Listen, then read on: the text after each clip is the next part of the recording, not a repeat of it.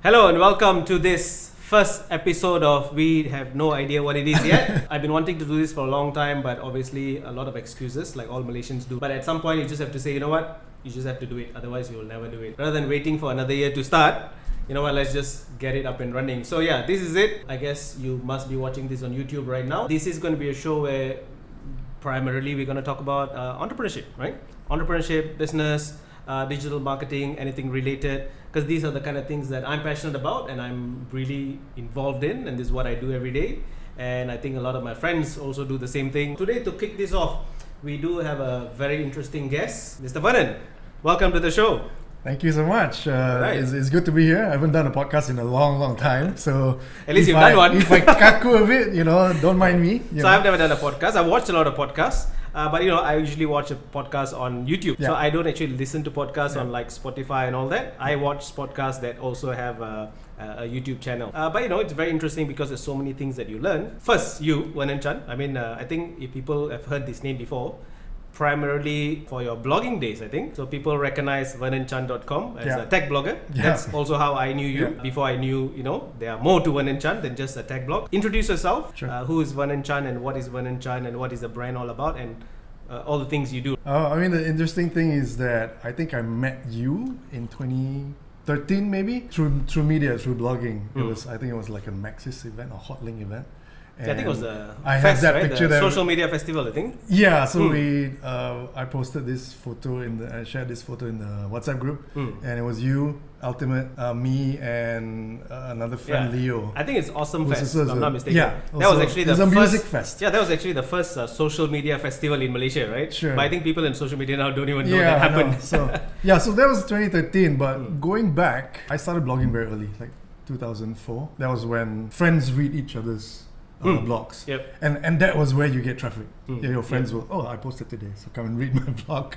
So that's what I did while I was still a graphic designer in an advertising firm at that time. So by profession, I'm a graphic designer. So 2004, I started blogging for fun. And then while I was still employed, that entrepreneur itch hit me.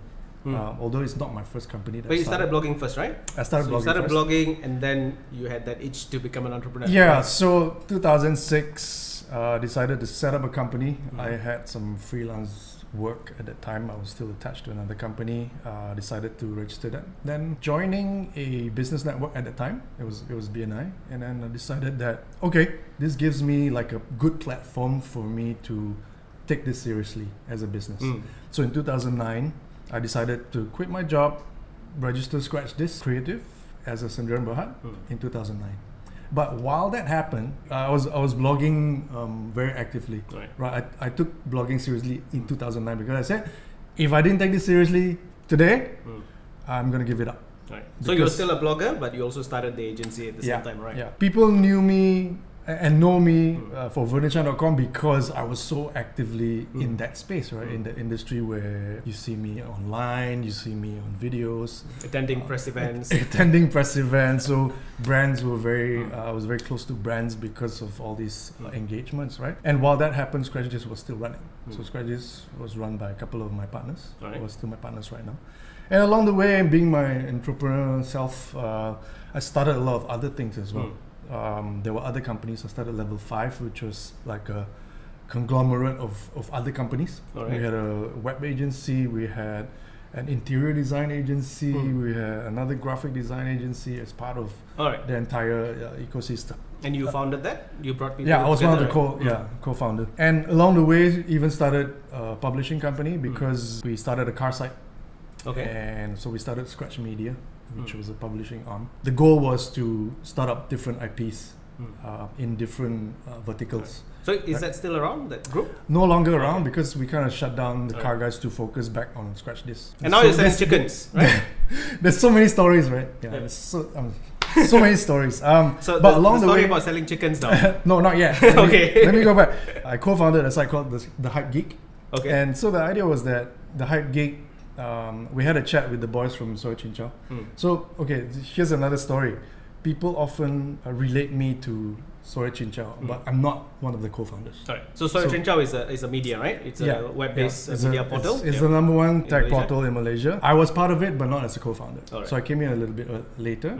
So they're co-founded by these two awesome guys, Alex and Amin. I went in to do PR and sales for them. All right. Yeah. So we commercialized, grew the team from like this humble 6 that we were at that point. Now it's like probably 20. But I did that for a little while, for 3 years. I brought Hype Geek into the Mindblow group, which is the base company of Sore Chin Chow. There were other sites that were in there. We started a BM site. 2019, I decided, okay, let's focus back on Scratchdisk, which is what I did. Right. And then MCO came, which was actually good for us. Another story to tell about that, but maybe another day. And then coming back to chickens, we decided to fund a friend who was actually doing the chicken business. We do smoked chicken actually, smoked meats. So that's going to be the next venture you're going to launch, That is the next venture. We're trying to kick it off. We've got the branding done. We've got a production facility up in Bukit Raja right now. If you're an F&B business, I would love to talk to you because we want to supply. It's purely a B2B business. So we like to supply supplying to other F&B operators. It will be great if it's like a retail chain or F&B franchise. That would be great. Top quality kind of smoked meats. It's very similar journey to myself actually. Yeah, you start that whole thing, right? Actually, a lot of people don't know that I used to be a blogger.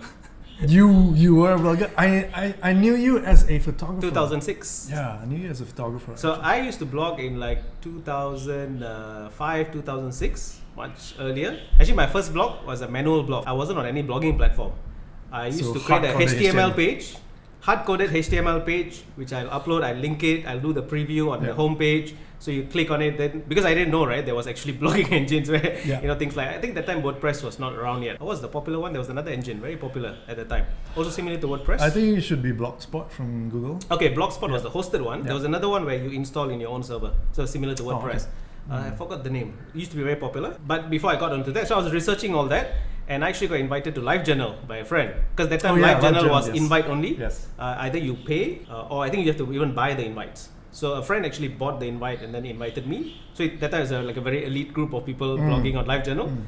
So LiveJournal to me was basically like a very early version of Facebook, because you have a friends page. So only the people you follow, right, you can see all their posts. So I go on LiveJournal, whether I'm updating or not, I'll just scroll my friends page. Everybody is posting their daily blogs, so I'll read that, comment on it and all that. Sounds familiar. Yep. And there are also groups.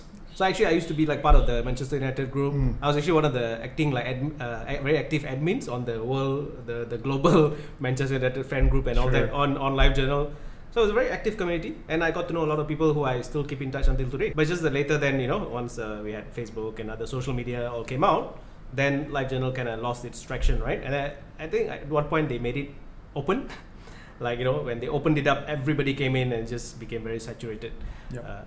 I think like to me, I kind of lost interest in blogging when the monetization started. So before that, there was no, this concept of monetization for blogging wasn't there. Yeah. It was very small, but at some point, people just started doing paid posts and all these promotions and ads, and so it just became like people just started writing content for money, right? Yeah. So there's no longer people writing genuinely for the sake of writing. No longer like a passion thing. Yeah, or for sharing information or sharing their thought. It's more like I'm going to write something so that I can make money. So at that point, I kind of lost interest in blogging. Blogging is still great. You can make a lot of money. I'm sure you have also made a lot of money through blogging. I wish I said I made a lot of money, but yeah. Some money. Yeah, some money, yeah. And eventually I also started my agency and then grew it. When do you start Pixelworks? 2006. 2006? Yeah. Actually, it was around the same time. Yeah, 2006, because I was already doing some freelance work before that. So I was working full time, but I wasn't in the creative industry at all. I used to be a remote sensing engineer. So I was doing so satellite imaging, maps, GIS. How did you veer off course? Yeah, so that's what I'm by training I'm a remote sensing engineer. So I used to work as a remote sensing and GIS engineer long before drones. So it was all satellite and airborne stuff.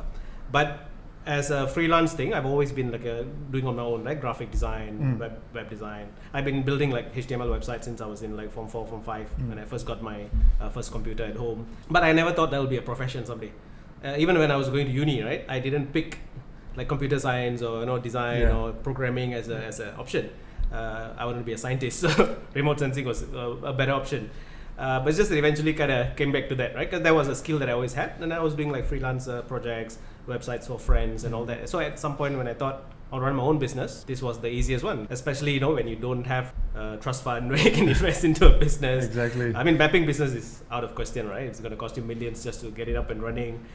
So design business seemed to be logical. So that's how it began, and as a freelancer, then once I realized my freelance income was good enough to sustain, hey, why not just go full time and scale it up? So that's how the whole Pixarworks brand started.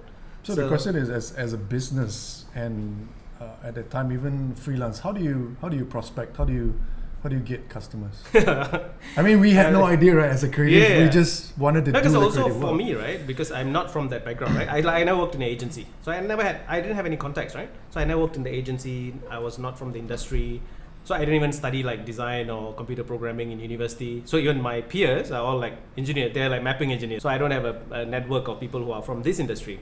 So for me, it was always a challenge. That's how I got into community building, right? Because Webcam KL was probably one of the best, because that time there was the most active community, mostly led by our friend Wuhan that time. So that was I think at that point was the biggest community where they were doing a lot of physical meetups, monthly meetups. Once a month we used to meet up at Menara UOA in Bangsar. We had I think like 40-50 people every month. That's how it began. I think eventually it grew to like 300 people a month. That's where it began, right? That's where I started meeting a lot of people. I also attended other events, but I think that was probably the main one, right? So you got referrals for business through those meetups, or? I think there was more to learning. Business-wise, not that much, I would say. But I learned a lot on how to get business, how to get leads and all that. But on my own, as usual, I think like all of us, right? Start with family and friends. Yeah, that helps. So I mean, even if the family and friends don't give you projects, right? Sometimes they will recommend projects and all that. But mine started very slow, very organic. So it's like one client, two clients. Two clients will recommend you to another two clients. So from day one, my business has always been referral. That's how I also preferred. Although we do marketing and advertising and all that, I never really did heavy marketing for myself. It's more like I do a project, I get recommended, I recommend it. So I always realized that was easier to close the deal when you get recommended by a client to another client. Yeah, word of mouth is very powerful. Very powerful. And those days, social media was not existent, right? Yeah, we didn't really have social media. We didn't even know that we can do social media marketing at that point. So we kind of started long before even digital marketing was a thing, right? I mean, it was there, but it wasn't really a thing. Coming back to our topic, we will be discussing digital marketing. Good segue into digital marketing. So that's what you do, that's what I do. Some people now don't know that I do digital marketing because people, when they meet me through community building work, they think like, oh, full time you just run meetups for entrepreneurs, right? Yeah. I'm like, no, that's what I do. That's your branding. That doesn't pay my bills, so it can't be my full time business. I mean, initially I think for me it was more to design, web design, graphic design. Yeah. So usually we do branding, name card design, flyers. Was that similar to you? Very similar. I mean, we started as a creative company. I think digital marketing is just part of the entire umbrella. But in recent years, we've focused a lot on branding. So brand strategy and brand identity is like the big parcel of what we do at this point. I mean, marketing will come in, building websites will come in as part of that package. Let's say if a client comes and say, "Can you do a business card for us?" That's not something we do. I mean, it has to be some sort of strategy behind it. Yes. When you first start, you want to do everything. Even if it's a small project, when it's a single name card design, you want to do it. Yeah. But after a while, it takes up too much time. I mean, when we talk about digital marketing, it's just basically a subset of marketing as a whole, right? Yes. Just using electronic means, whether it's email, whether it's web, whether it's buying ads, PPC. I think that's what a lot of people miss out. They forget that this is actually marketing. Absolutely. They just take it out and say digital marketing is over to something else. They don't realize that the fundamentals are actually there, right? You need the basics of marketing before you can even say, I do digital marketing. Yeah. So, because now I meet a lot of people who say, I do digital marketing, but they have absolutely no marketing knowledge. So how do you market someone or something on a digital platform when you don't even have the marketing knowledge, right? What do you think about that? I mean, it's important to know the fundamentals. I mean, really, when you break it down, it's important to have an objective. It's important to know who your target audience is. If not, you'll be wasting money. Yep. And then you need to understand intent of a customer, whether you're just creating awareness as part of maybe a brand exercise or awareness for a product or service, or is it to stir people to kind of consider buying you. There's the kind of specific goals you you need to have know that intent of a customer, what they want to do, right? Before you even think of generating sales or whatever. Yeah, it has to be those kind of. What is digital marketing to you? Because now when we speak to people, right, I think everybody's so focused on social media marketing. So they say digital marketing, social media marketing. To me, as someone who does this, digital marketing is huge. I mean, like marketing is huge, and then digital marketing is a subset of that. Yeah. But even that is huge because to me, having a website, which is an online presence, is already part of digital marketing. SEO, great. I mean, one of my website has a number 1 ranking on Google, right? So brings me so many leads. So SEO to me is like amazing. We haven't even touched social media yet, right? No. Yeah, and then generating leads through campaigns on the website itself, for example. Even if you're not touching social media yet, you can do Google Ads. Search engine SEM, right? Okay, SEO is one thing, and then you have SEM. So for those of you who are not familiar with these terms, you can easily Google it. All right, SEO, search engine optimization. SEM is search engine marketing. Just think of it, SEO and SEM as SEO can be free because it's basically optimizing. If you can do it yourself. If you can do it yourself. SEM is buying ads, so you're paying for a certain number of so clicks. These are ads that runs on Google, for example, right? So when you're searching something, you see ads pop up, sponsored ads. So that's SEM. And it's interesting that you mentioned social media marketing because a lot of people misunderstand. They think digital marketing is social media marketing. Yes. And that's it. But actually so much wider, right? There's so much other things. Content marketing is part of digital marketing. Affiliate marketing is part of marketing. So content on blogs, for example, right? Sponsored blog posts, for example. Absolutely. That's digital marketing. But nothing to do with social media yet. You're not even touching any social media platforms. And these are the things people were already doing long before social media became a thing, right?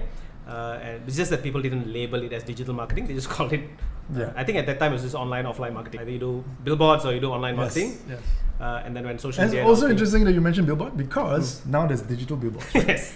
Now So you have digital out of home, digital marketing. Billboards, marketing, which is actually part of digital marketing because these are digital means that you reach your customers. Now you can have a video running with the QR code and stuff, and it's really connected to. One point when QR code was very early, I used to see QR codes on billboards, and it never worked. It didn't really make sense. Imagine you're driving and you need to pull out your phone to kind of the scan. fact that I also thought that was dangerous. Fine, maybe you're targeting the passengers in a car and all that. But then, a lot of drivers in Malaysia, they're already driving it while holding their phones. So they might be trying to scan it while they're driving, right? So I don't know, I always found that as a maybe not so great thing. But nowadays, QR code works better, but these are very early things that already started, right? 10 years ago? But now that with social media marketing, I think it's because there's so many platforms. Social media itself now, right? I think the top now is TikTok. It's probably number 1 now. It is. Simply because the way things Undeniable. go viral. And like to me, primarily is Facebook, because I mean statistically as well, right? In Malaysia, Facebook is the most widely used platform. For me, it's like that's where everybody is, right? So I want to be in a platform where most Malaysians are there. Then I will figure out a way to reach them. I mean, there's always different kind of challenges. People always tell me Facebook doesn't work, blah blah blah. No, I rather work on this in a platform where I know everybody's there. Other platforms are kind of very segmented. I think IG, there's a specific kind of a profile of audience. TikTok, another. But wouldn't you say Facebook's a little bit of an older audience though? So people, like the Gen Zs and all would be using TikTok as a platform or IG stories. Yeah, again, right? It really depends on your target audience, right? For example, primarily I do a lot of tech-related programs or events or even marketing campaigns. I see a lot of the tech people, the young people, are on Facebook. They're in Facebook communities, right? And even some of the Facebook communities we know, even my entrepreneur community, right? Startups and SMEs Malaysia has more than 13,000 people. A lot of them are very young talents. They are tech people, non-tech people, students, aspiring entrepreneurs. So there's a wide range. We have very young people all the way to people who are retired and now they want to come and share their knowledge, right? Yeah. Is it because there is no other platform for Gen Zs to kind of be part of a community? Compared to let's say Facebook. I think it's the function itself, the function of Facebook, right? Because if you want to run a community, Facebook groups, the amount of features they have there, it just makes it amazing to run communities there. I mean, last time you used to have forum on a website. You have your own forum. I love forums. Reddit. You have I think Lawyer, and that is probably the Reddit for Malaysia, which is very active. People are still using it. Every time you Google for something, you end up on Lawyer.net or Reddit. So those forums are still there, but I think a lot of other forums have died out, right? Only the major ones are still surviving. I remember MSN used to be MSN communities. I used to have my own forums as well. There's so many websites. I've tried to build so many communities. But you feel like, hey, Facebook group is so much easier because everybody's already on Facebook.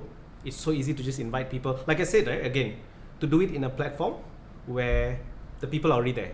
So now for me to invite someone to a forum, to my website, ask them to sign up, create an account, join this community and come every day and log in, it's going to be way more challenging than inviting somebody to a Facebook group, because every day they're going to be on Facebook anyway, and the notifications are going to pop up, hey, somebody posted something in the group, and they're going to click and comment. So, I mean, it just makes it easier. I think that's what makes communities on Facebook much better and why people are still there. I think Meta is also trying to create that same kind of experience on WhatsApp. Right?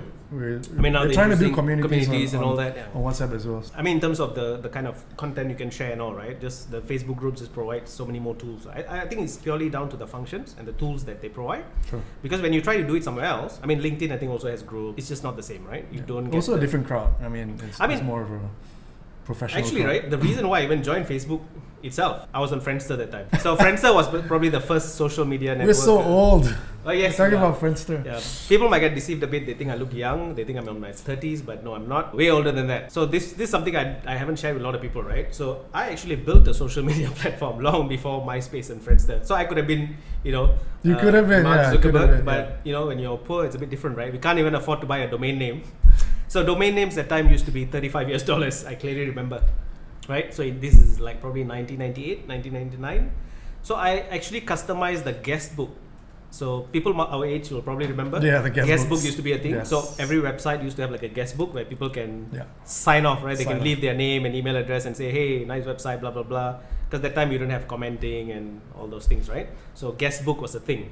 And a lot of websites, you can actually download like a guest book script and then link it to your HTML page, right? That time we had a concept of pen pals, right? So you read a magazine, you see somebody's name and address, then you can write them a letter. They could be on the other side of the country. And we used these to do days that. It's called stalker.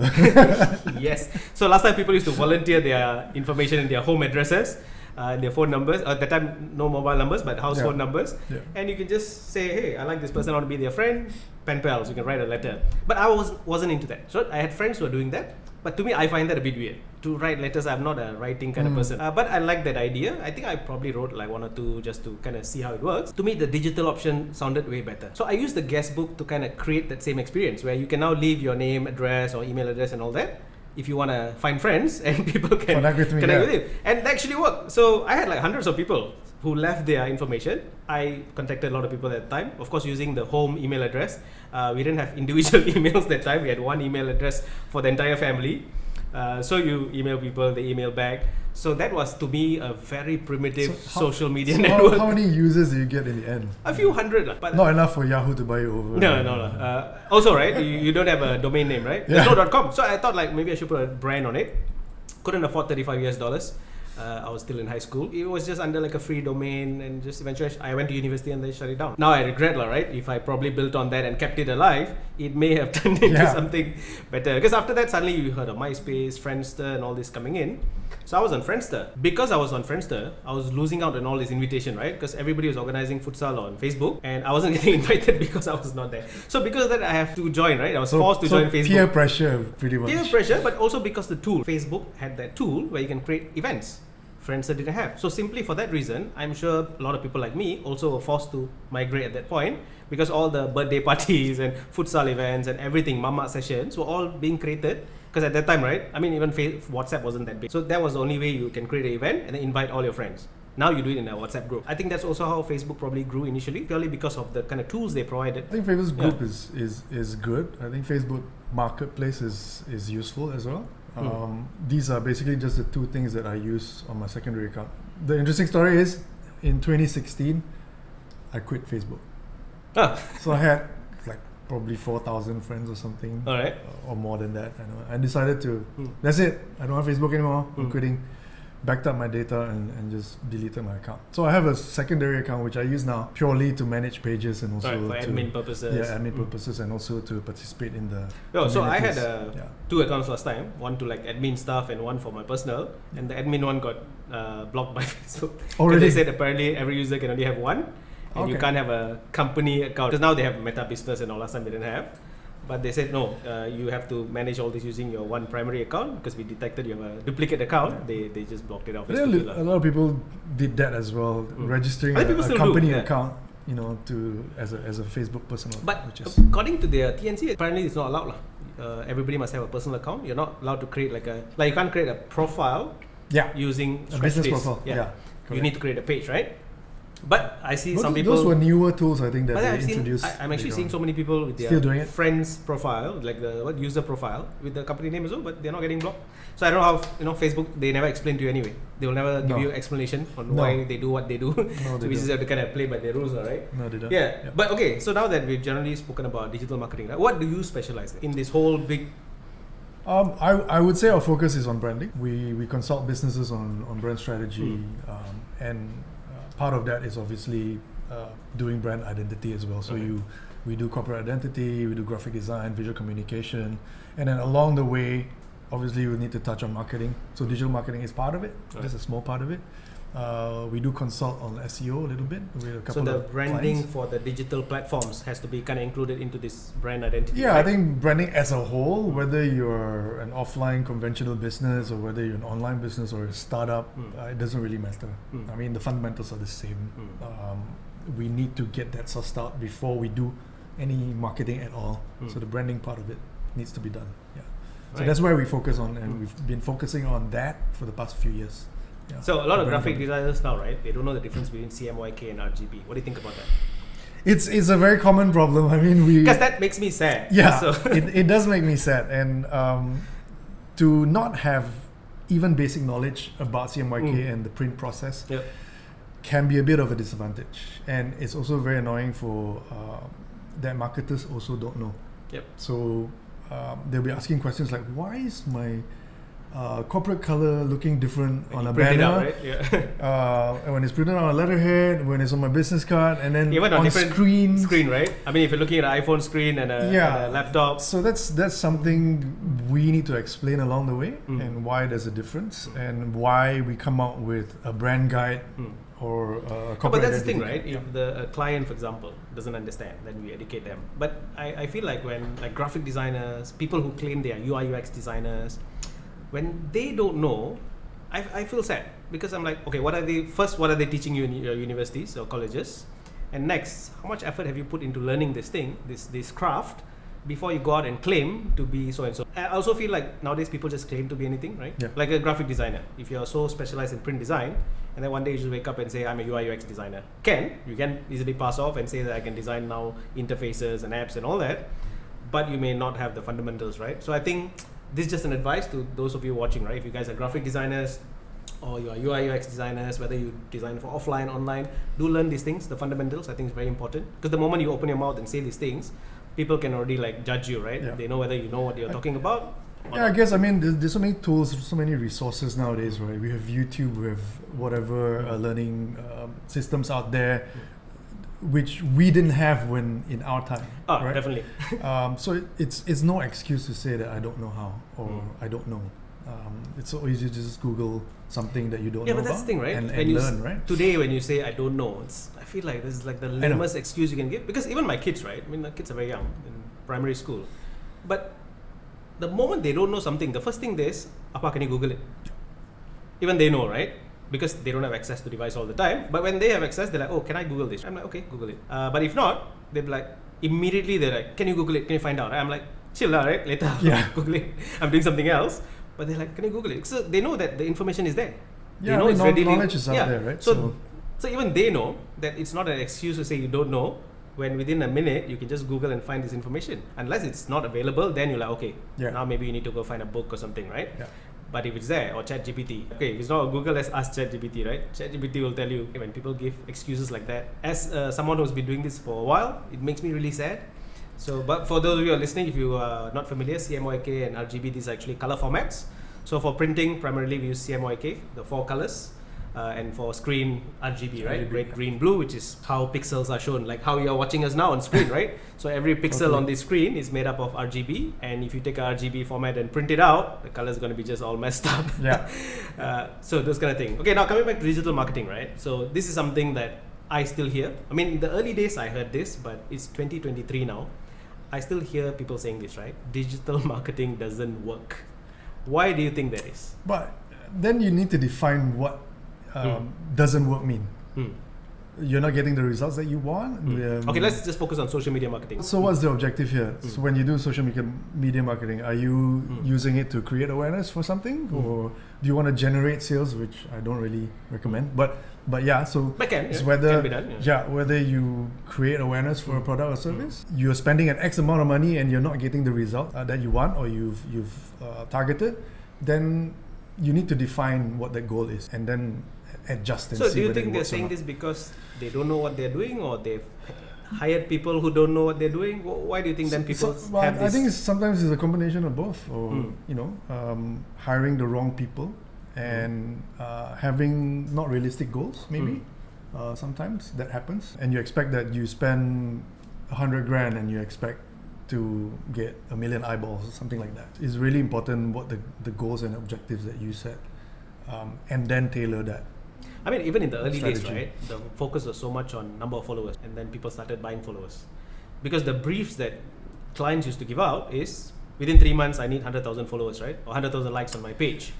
And to me, like, when they ask me those kind of things, straightforward, I'll tell them I can't do this. If I agree to do this, I'm going to end up doing what every other agency is doing, which is they end up buying followers. Yeah. Because when they tell me, oh, other agencies can do this or they can promise this, I can tell them straightforward to their face, this is exactly why they are saying, because they know after 2.5 months, if they are not hitting the numbers, they're going to go on Fiverr or something, and some platform, and they just buy like bots, right?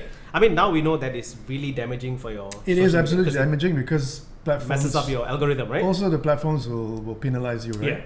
For because at that point, people were not into the algorithm and all that. It was just all visual perception, right? Oh, my page has 10,000 followers, 20,000 followers.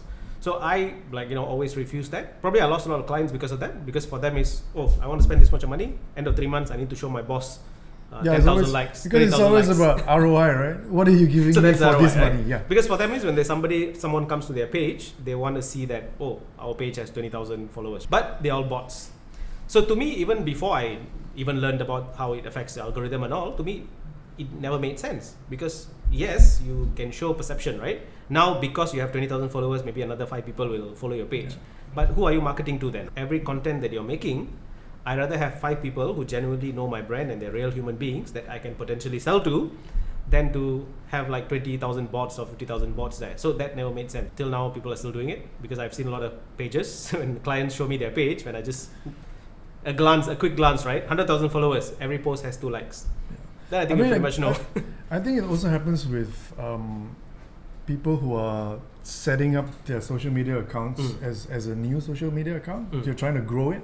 Right. So it becomes important that you reach a certain number of likes. Quick traction. Right? Yeah, the quick traction, so they expect that kind of results, that ROI. Maybe it's a branding issue, right? Yeah, so it's more to branding. Why right? why does my social media account only have 10 followers?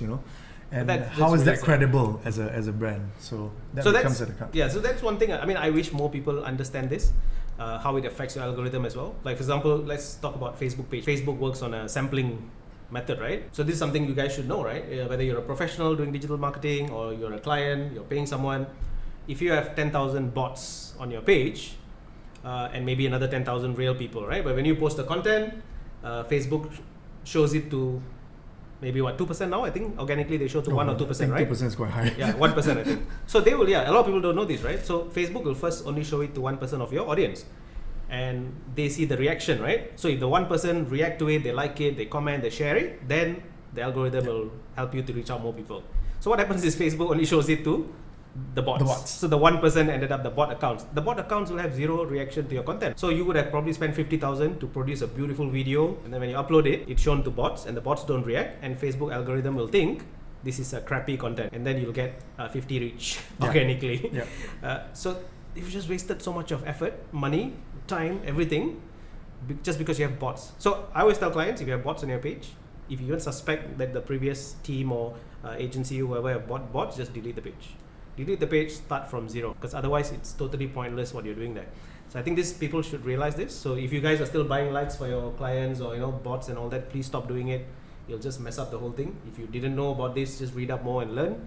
If you're a client and you suspect your page has bots and it's very easy to identify, just delete the page, recreate everything from scratch. So that's how I would suggest.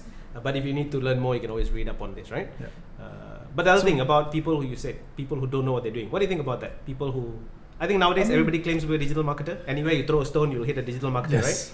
So, I mean, not to belittle them. I believe in entrepreneurship, right? I believe everybody has a chance. Everybody should be given an opportunity to start their own business or launch their own ventures, to try to cari makan, right? Everybody can cari makan. We don't want to put the sand on their plate. But what do you think about those people who actually don't know what they're doing, but they claim to know what they're doing, and then they end up creating this bad perception? I mean, there's a dangerous thing. There are real digital marketers out there who are real digital marketing gurus or marketing gurus, right?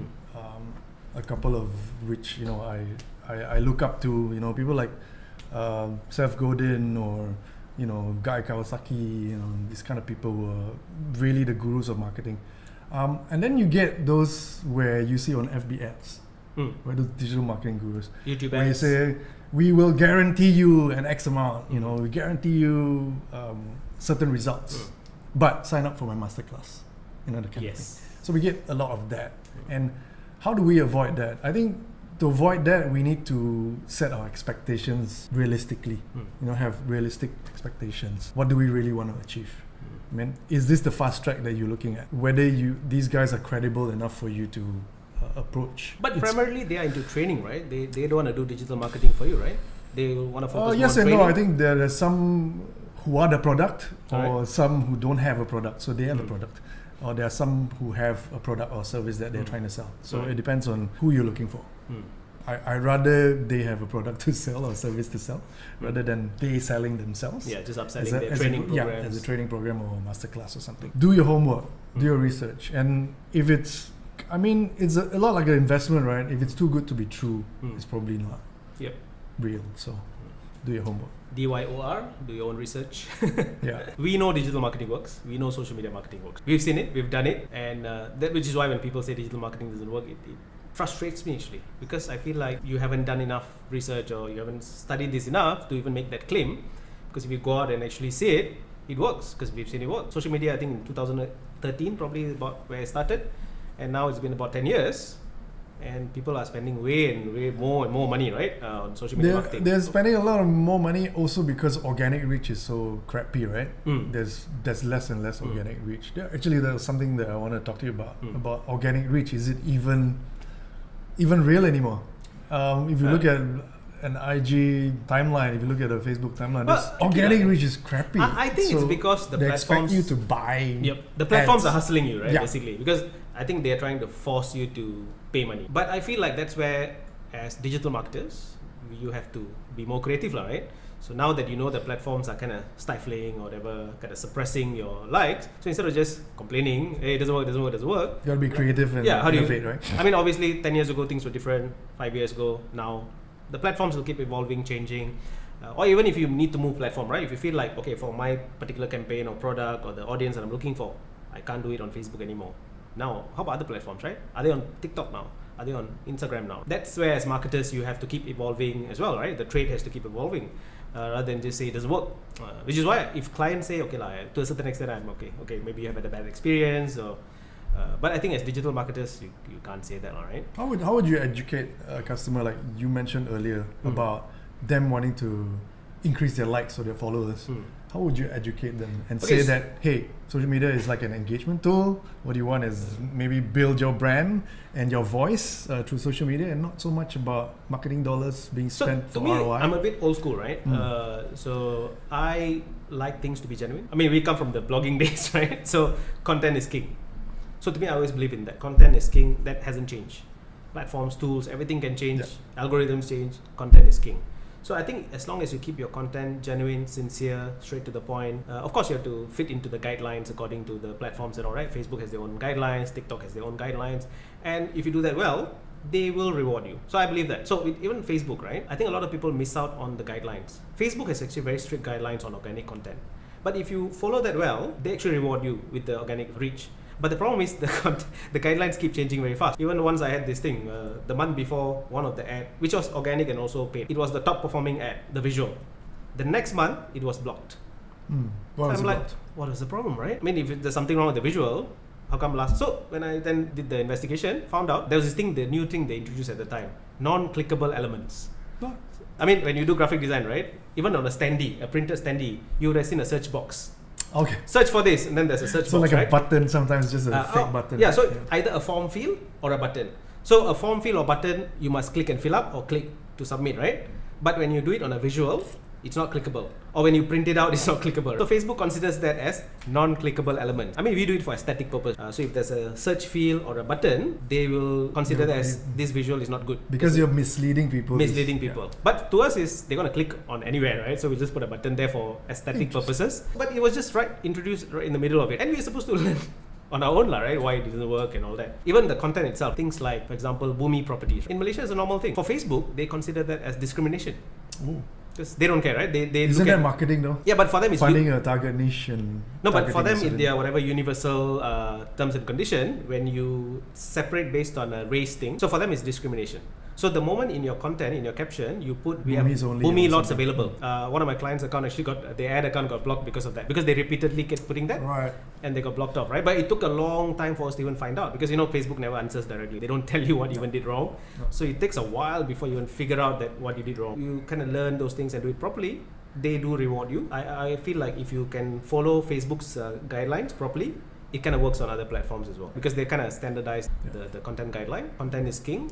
Right. I think in general is about quality of content. Yep. Like you mentioned, it's the same whether you're doing a YouTube video or whether you're doing a blog post. It's the same, right? Yep. Covering across even SEO. If your quality of content is good, then it's more likely. I think people take lightly the term engaging, right? Engaging. People take that lightly. There's a huge difference between somebody just liking something and seeing something engaging, because engaging means it makes you want to do something. You want to comment, you want to share it. Yes, exactly, right? So engaging weird. Doesn't mean it's something nice to see. Because like even on Facebook, let's zoom in on Facebook. Sometimes you see a post, you like it, you smile, you just scroll past. Sometimes you see a post, you like. That's it, you scroll past. Sometimes you see a post, you need to comment. Not only like, you feel like, now I need to leave a comment on this. And sometimes you want to share it. Different kind of content engages you in different way and makes you want to do different things. The content has to be really amazing for someone to say, I need to share this on my profile. And that's where you want to get. That gets you crazy reach organically. Yes. People don't realize that you need to get to that point. You need to now create content that makes people want to not just like and comment, but also share this on their profiles. Now you're reaching out to more people. The web just grows. But if people just like, done. Comment, yes, it obviously helps the algorithm. But sharing is amazing, right? We've gotten like crazy reach, organic reach for our content purely because of the amount of people that share. That's where the engaging content comes in. So when you say the term engaging content, which is not easy, right? I mean, it's not to say that every time we can create engaging content, it's a hit and miss. But that's where the A/B testing comes in, and you know. So would you say, I mean, to sum that all up, the bottom line is you need to create quality content and not play to the algorithm so much? You know their best practices. To create the best content possible, the most engaging content, and make sure it kind of fits into the requirement, right? The guidelines. Not to say algorithm, because I don't try to game the algorithm. You know, some people want to hack the algorithm and all that. I really don't give a shit. You can watch YouTube videos on that. Yeah, so I really don't do that. To me, it's like, as long as I feel like my content is genuine, it's sincere, it's relevant, it's the message that the client wants to send, and I make sure it fits the guidelines of the platform, so I don't get blocked from the platform, I'm good, right? And there'll be hit and miss. Every 10 content you post, maybe 2 will go viral, 3 will go viral. Not everything's going to go viral. Sure. I think even probably the algorithm also makes sure that not everything will go viral. Content creators have to like post like videos every day, for example, to make sure that the algorithm works for them. Yeah.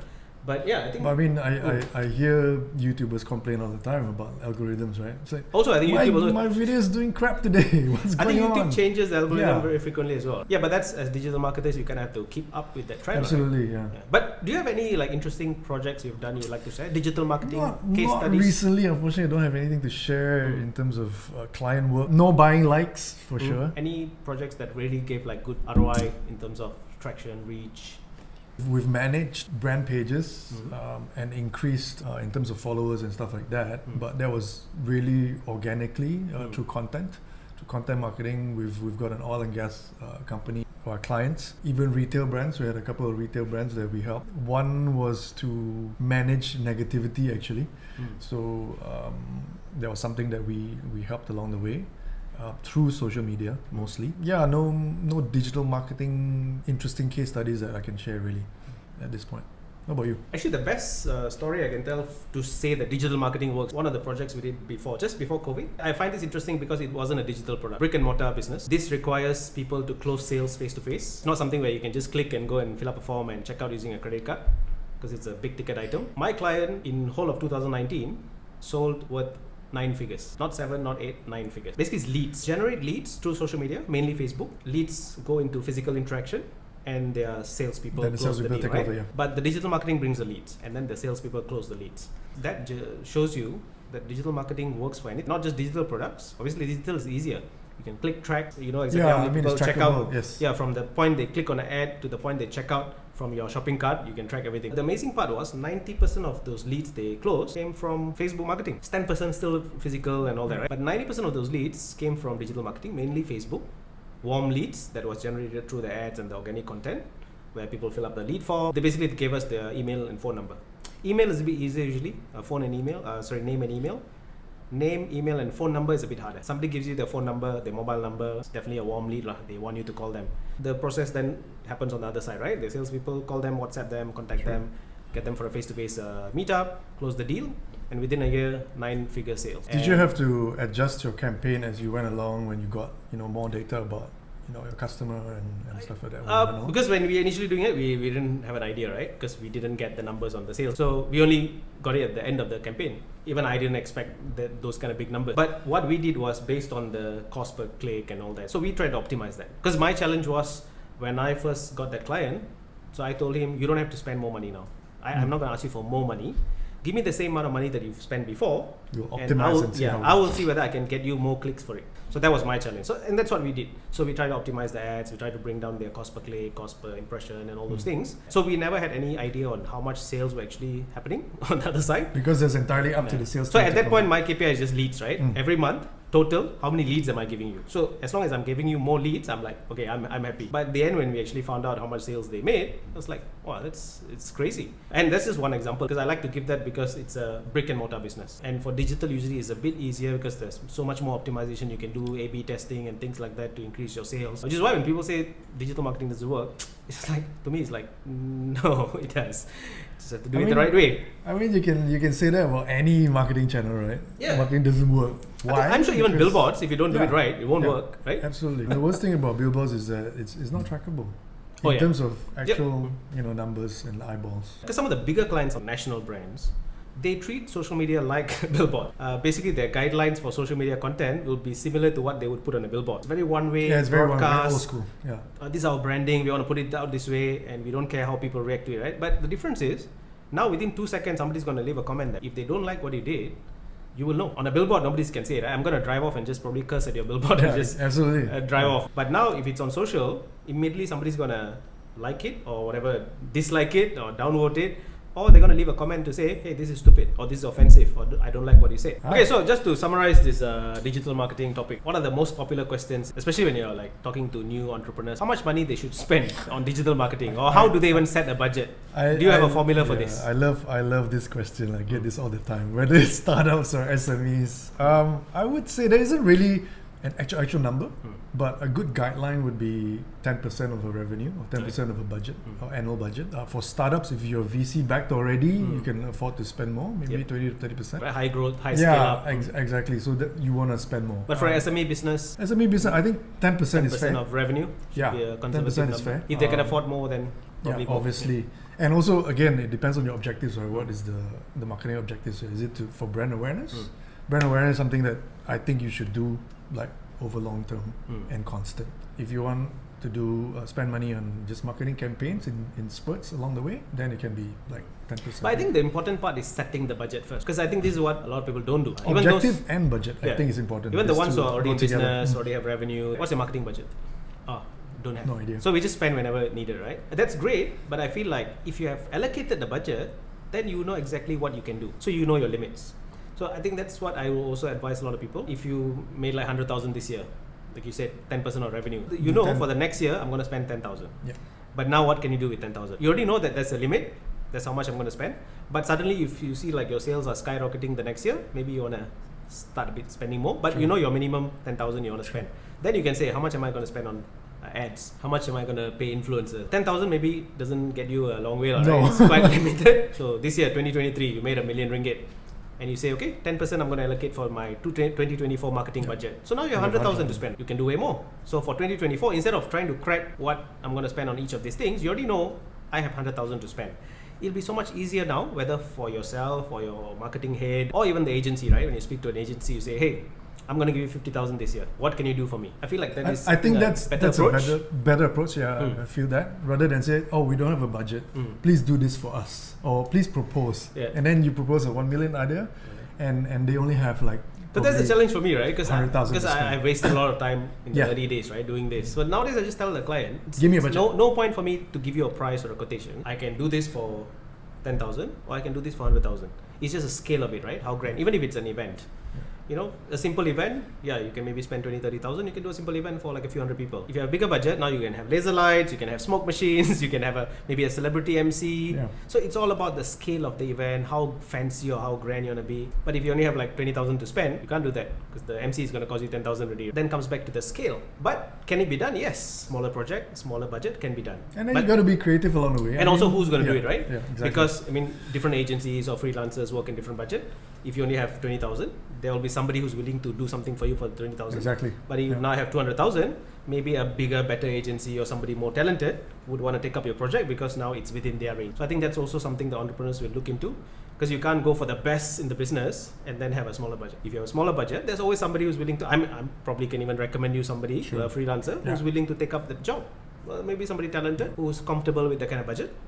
It does happen, along the way when you're doing business. I mean, even like for me, I'm a relatively very small agency. I know a lot of bigger agencies who will never even probably touch some of the projects I've done because for them it's very tiny. Yeah. I've done projects that maybe, a lot of freelancers can't even do it because it's way bigger for them. So there's always different levels. Different tiers, yeah. So I think that's where having a budget really helps. That immediately tells you your limits, what you can do, what you cannot do.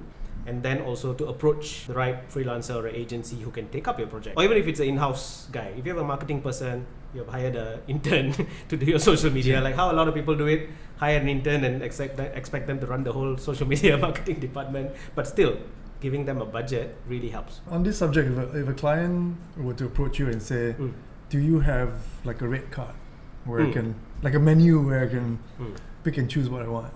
How do you deal with that? Okay, so my way is my rate card will have the most expensive prices because I want to be transparent. So I don't like to give different prices to different clients.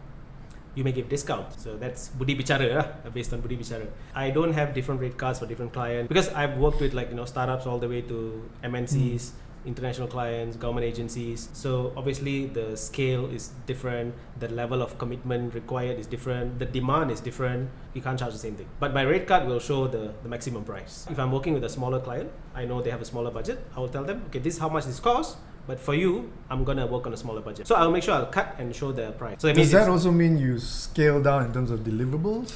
It depends, because if sometimes they say, oh, we don't need that big setup, we need something smaller, but I'll say, okay, this is the package. This is how much it will cost if I do the full scale, but for you, I'm going to scale it down a bit. I'm going to maybe charge you half, but I've removed some. But if I remove some, then I won't include it in the quotation, all right? I'll actually take it out from the list. But if I'm doing the same thing, then the quotation will show all the breakdown, what is the deliverable. Because if I put it in the quotation, I have to deliver. But the price will be, if let's say something costs 20,000, I will show the 20,000, then I will strike through, and then below I'll put, let's say 15,000. Giving you a 5,000 discount, I also want the clients to be aware, because otherwise they're not going to appreciate it, right? Yeah. For them is, oh, this costs 15,000. But they need to be also aware it's that value, right? This costs 20,000. Perceived value. Yeah, because this is what other clients are paying. So it's not just perceived value, right? This is the value that other clients are paying. Because sometimes I work with projects because they're interesting.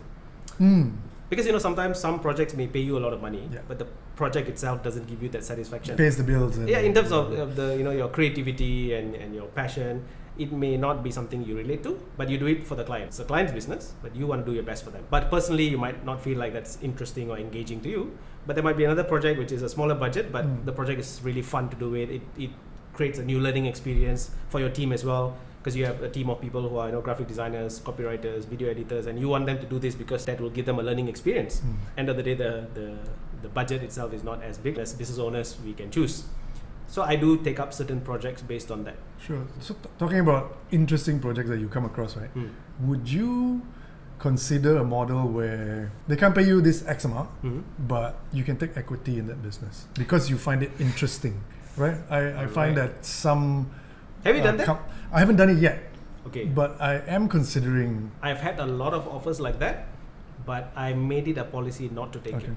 Although some of those projects where I was offered equity ended up growing really big, which are worth like multi-million right now, or some have exited. I don't regret because I consciously made a policy. I'm just going to say no to this engagement because one thing is I can't afford it. I can't afford to build an app for someone, for example, on equity basis. So I can't afford to put in my money into these projects. But if money was not an object, would you do it? Then I might. At a point where maybe I'm semi-retired or something, right? Okay.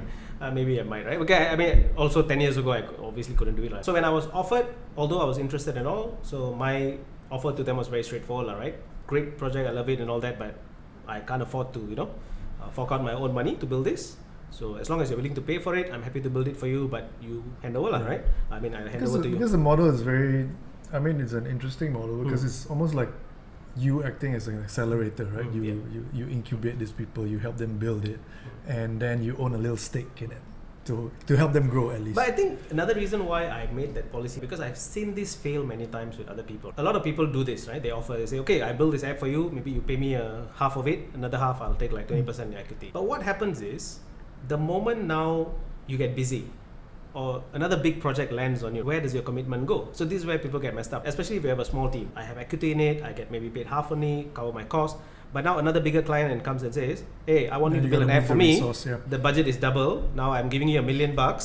Build this app for me. Where's your priority? Are you going to keep working on that startup? Or are you going to now build this $1 million app? There's money to be made there. And this is how I've seen a lot of this project fail. Even when startups come to me and say, hey, somebody offered to build this for me or do this for me on equity basis, I don't have to pay them. I will always advise them, really think this through. You want to launch. You want to get your app built. You want to get it live. That's your priority. If you get it for free, you think it's a good deal. At that point, definitely it's going to look like a good deal. But if for some reason they're not able to deliver, because they can always come back and say, hey, you're not paying, so I can't put this as a number one priority. Then what are you going to do? Now you've wasted 6 months. You wasted a year. Now you have to go pay somebody else. At least it's a straightforward engagement. You pay someone, they build this for you, they give it to you, you fully own it. And also when you take equity like that, sometimes the ownership as well. And now 2023, I'm still hearing a story where someone is stuck like that because now somebody owns part of it, but they haven't delivered. Now you can't take over the full ownership of it. So things like that, right? It gets messy in terms of business structure and legalities, I guess. Because now you have a partner who's already a partner in your startup or business, but they haven't delivered their promise. But now you have to pay somebody else to take over the role. But that partner is still there. They're part of the business because they already have equity in it. But although they didn't deliver, now you have to find ways to kick them out. So it becomes really messy. To me, either you hire someone, build your own team, develop your own products, whether it's a software or hardware, or it could be an F&B product, or you fully outsource it, vendor engagement, right?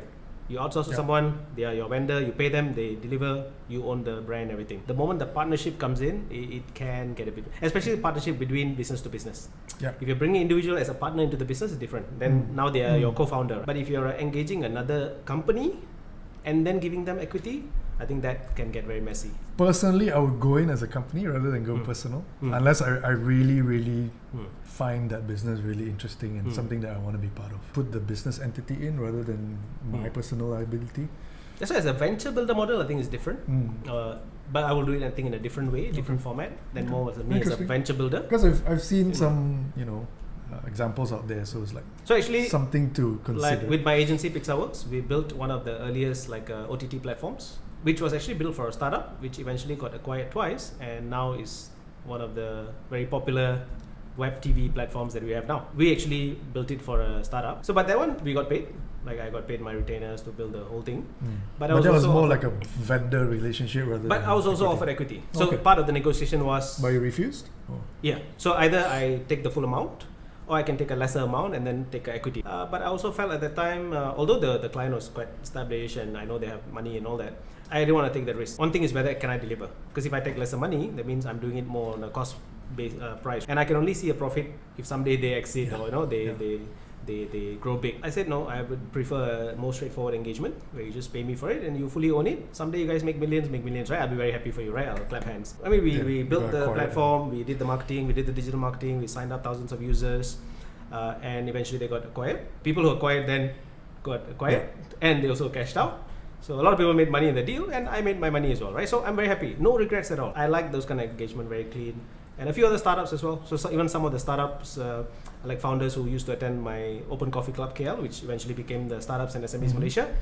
So when it was Open Coffee Club, monthly meetup, people will also come to me, right? Oh, can you build this app for me, the MVP? Can you build the prototype for me? And as usual, I always gave the same answer. If you have budget, we can work on it. Otherwise, I can't really help. And some of them have done really well. Very happy for them, for their success and their journey. And in a small way, I feel like I was part of that journey, and I'm very satisfied. So no regrets. But if I'm going to go on an equity basis, I think I would rather do it on a venture builder model, a different model, instead of as a vendor with equity. Because the other thing is, right, whether can I deliver? One thing is, whether the business will actually pick up and I end up making money. Yeah. But the other question is, what if I can't deliver, right? Then that's when it becomes. Because also, there's a high percentage of startups that fail, within the 1-2 years. Some don't even get off the ground. So it's hard to say. That's the other thing, right? Yeah. So there's a lot of things to consider, right? But even the ones that I saw where, like I said, the client has good, solid backing, they are financially very strong and all, I knew they can afford to do marketing. They can even afford to, get like Hollywood stars to come down for their launch. For the launch, yeah. Supposed to, but the launch didn't happen because they got acquired before that.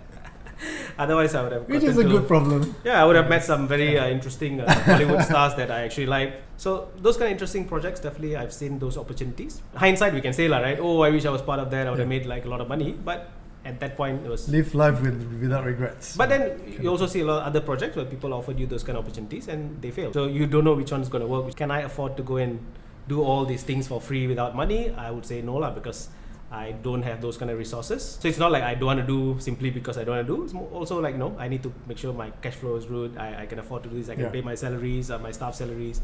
Otherwise, if I keep doing this for free for everyone, how am I going to pay my bills, right? Yeah. So it's purely because free word, right? It's dangerous. So it's purely is not to say like, oh, I simply don't want to do it. I have very good reasons why not to do it. But yeah, on a venture builder model, definitely is a different thing, right? Okay. Because now you're helping to grow companies, which I am looking into it. 2024. Good to know. We are looking at a JomHack venture builder. Still kind of planning it, see what is the best way to do it. If I'm going to do a venture builder, I would definitely want to do it better than other models out there. So many people run accelerators, venture builders, incubators. There's so many different models to it, so many ways to fund it. So I'm still kind of putting together that plan to see, okay, what will be the best way I can do it and the best way I can create. But we've done an accelerator before. 2013, I ran an accelerator called Startup House. That was long before JomHack. I started running corporate hackathons. So we actually did one cohort of a startup accelerator called Startup House, where we put 5 startups in a house, in an apartment, and then they stayed together for 3 months. All of them built their MVPs. Sounds like a great reality Could have show. been a great. Actually, it was part of the plan, but we couldn't get enough sponsors. Because if I had more sponsors, I would have set up a camera team and all. Yeah, should do that. Yeah. But that part didn't come in. So I had some small sponsors, but it was more like money out of our pocket lah. It's just me spending money out of my pocket to kind of try this and see, hey, does this work, right? So I spent money out of my pocket. We had some small sponsors to cover the venue and food and all that, which I ended up actually paying off later. So it was kind of fully sponsored by myself. But I have one other sponsors who gave me a small amount of money and also invested into the winner. Oh, nice. So it was a small kind of pilot project. Didn't take any equity because it was a pilot project. I didn't want to have any like messy interaction, engagement with the teams. It was more like you come through this program, whatever you get, you get. I don't have any equity. So basically, we gave them a place to stay. We gave them food for 3 months. They all built the MVPs. They launched it. We did the demo day. The team that won ended up getting like 300,000 in investment in cash and also services. But initially, they were only promised 30,000, like a seed fund. But they ended up getting something worth like 300,000, which is great. Are they still running the business? Something else. They have pivoted to something else. They launched and all that, and then they pivoted to something else. The other teams got invited to join other accelerator programs with funding. So that was good. It was a good pilot project. Yeah, but it's just that interesting concept. I want to do a second round, looking for funding and support. That's when JomHack came about, the whole partnership with MDAC, and we ended up creating JomHack as a hackathon platform, and that kind of took off, right? So I just got busy with that. Since 2016, I've been really busy running a lot of hackathons and got into the whole corporate innovation scene, and we've done other innovation programs. And also I got to bring all my digital marketing, the agency expertise into this. Because now when you do an innovation program, we are building the landing page, the website, we are doing the digital marketing, we are signing up people, we are onboarding teams, for example, into a program, we are onboarding startups into an innovation program. So we kind of bring all our expertise from the agency side into now running our own initiatives. Makes sense. But now we're working with our corporate partners and government agency partners and all that. which has been quite an exciting journey. What do you think about the current scene, the startup scene, in terms of you having organized numerous hackathons, and what has it been like, and what do you think is going to be like in next year? I've been part of this ecosystem for more than 10 years now. Started with the webcam KL community, so I was one of the admins there. So I was part of the organizing team where we used to organize the monthly meetups. That's why actually the Startups and SMEs group started, right? Open Coffee Club, because we actually started creating smaller subgroups under webcam KL. So for people who are interested in Python, they go and join a Python group. Your PHP group. Your marketing, it's like a subreddit. Marketing group. Yeah, and then there was a group for those who are interested in startups. Because sometimes if you're a programmer, you're not interested in startups, right? You just want to learn the latest programming languages, blah blah. So people who are interested in entrepreneurship, there are different species. These are people who want to now launch a startup, they want to build their own products, or they want to launch a business, they want to raise funding. So that's how the whole Open Coffee Club KL started. Started with 20-30 people every month, then we kind of slowly grew the event. Then later I eventually fully took over. It became my program. Then I started hosting it in my own office. So we started from coffee shops, jumping from coffee shop to coffee shop, and then became an event in my office. And I kind of moved the office around as well. And then eventually, at some point when Facebook allowed me to change the name, I rebranded it to Startups and SMEs Malaysia, which is more relevant, straightforward. Because Open Coffee Club KL, although the description clearly said we don't sell coffee, but we had a lot of people trying to come in to sell coffee beans and coffee machines. Although they are businesses, I wouldn't reject them. I'll just say, give me some coffee. Some we accepted, right? Because they want to learn about how to launch a business, how to start their coffee business. So it was very genuinely the audience. But for the rest, it was just probably bots or whatever, sale, or people just trying to just spam coffee bean, sale, promo, right? It's coffee bean, coffee machine. So we didn't want those kind of sales stuff. We want entrepreneurs. We want people who are interested to learn entrepreneurship and founders to join in. I rebranded the group, so which is how we have this community, Startups and SMEs Malaysia, and now we're doing our monthly meetups again after COVID. We've restarted it. Beginning of the year was on and off. I think from middle of 2023, we started the regular monthly meetups, and we built up the momentum again. And now our last year-end party, we had I think 100 people. It's amazing. It was a great physical meetup, and also I think everybody now wants to do physical meetups again. Building this community has kind of really brought me into this ecosystem building work. And that's how things like Jom Hack, my Pixar Labs, where I do innovation programs, all these branched out. So it started off as community programs. It was just people coming together, having coffee and talking about startups, entrepreneurship. I mean, nobody's teaching us, right? There's no manual, nobody's teaching us. It's all P2P learning. But we have people from government agencies coming in. We have people from Microsoft. Suddenly somebody from Google might drop by. And then we learn from each other, right? What are the opportunities available? Sharing those opportunities. If there's a funding program, grant program, somebody's giving cloud credits, and then you share it with everyone. So it's all about community trying to build each other. So that's how it started off. That's my involvement, which is why now led to other things like doing KL Startup Summit, for example. The startup ecosystem has been very vibrant. I think that's without a doubt. I think also in the Southeast Asian region, right? Although I know people always say Singapore is where the money is great and all that. That's true, right? You can't deny that. That's where the money is. That's where the investors want to put their money in. But if you say a vibrant startup ecosystem, I would say Malaysia is probably one of the most vibrant. Maybe next is Indonesia, Vietnam a bit. But in terms of investment, it's different. The numbers are different. Our ranking is probably different, where people are actually putting money in. But in terms of vibrant ecosystem, I think most people when they come to Malaysia, a lot of people, especially outside, when they come to Malaysia, they immediately recognize, the Malaysian startup ecosystem seems to be really vibrant, right? Compared to even Vietnam or Indonesia. In Malaysia, a bit more centralized, a lot of support from the government initiatives, so everything's kind of, I think once you land in KL, you kind of get connected to people very easily. Definitely we have a great ecosystem here. So for someone to launch a startup, to launch a business, I think the amount of support we have now, I think it's amazing. But what do you think when you started a business? Do you feel like you had that kind of support? So the interesting is I stumbled upon this Twitter post, right? Or X post, now it's called. I hate it, but weird to say. I still call it Twitter. So, so I stumbled upon this post that said, if you are a startup owner or starting up your business for the first time, don't waste your time on business networking communities and stuff like that. Okay. So this guy on Twitter posted it, and I said, I digress. I said, when I first started out my business, I wish I had a bit known or at least been part of a business networking organization or a startup organization, because I think the benefits are definitely there in terms of value. So what is his proposal? What you should do instead? He did. He said. Just say. So I said, well, I mean, there are also people who want to go about on their own, and they can. So he's not teaching you what's the right thing to do. He's just telling you not to do something. No, I just wanted to respond and say, give him my 2 cents. But no, I'm like I said. I mean, I wish I knew these organizations existed when I first started my first company when I was, I don't know, must have been 23, 24. I worked for 2 years and I decided, I'm too much of a rebel to have a boss. I want to be my own boss, and which I did. I wanted to wear shorts. That's one of the key primary factors, right? Why I started my own business. I wanted to wear shorts all the time whenever I want. I had no bloody idea what running a business was, but I just knew that I wanted to get out. I wanted to run my own creative business, and I did. But yeah, I think having a business organization or business network or a community would have helped a lot. There would be kind of less trial and error, at least in the basic things that we didn't have when we started. We had 3 co-founders, 3 designers. So none had business acumen, business experience. But at least you had co-founders lah. I started alone. No finance guy. We had no idea how to market our services. I mean, in the end, we did get a couple of clients. So we lasted for about a year before we closed our doors. And it was also because it was the Asian financial crisis. That was 97, right? 98.